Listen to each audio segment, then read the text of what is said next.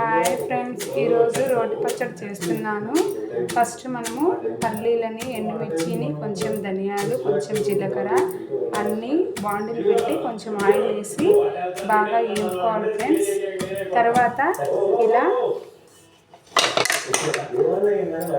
ఉల్లిగడ్డలు, కరివేపాకు, టమోటాలు బాగా ఆయిల్లో ఫ్రై చేసుకొని ఇవి మెత్తగా మెరిగిన తర్వాత ఇవి దాంట్లో వేసి కొంచెం చింతపండు వేసి తర్వాత కొంచెం సాల్ట్ వేసి రుచికి తగినంత తర్వాత గిన్నెలోకి తీసుకోవాలి ఫ్రెండ్స్. ఈ పచ్చడి పులగమన్నం కాంబినేషన్ సూపర్గా ఉంటుంది.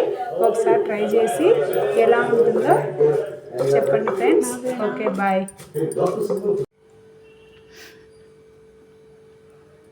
చూడండి ఫ్రెండ్స్, ఫైనల్గా శనక్కాయల పచ్చడి ప్రిపేర్ అయిపోయింది. ఇప్పుడు మనము పులగమన్నము, శనక్కాయల పచ్చడి, దీంట్లో కొంచెం నెయ్యి వేసుకుంటే ఈ కాంబినేషన్ సూపర్గా ఉంటుంది ఫ్రెండ్స్.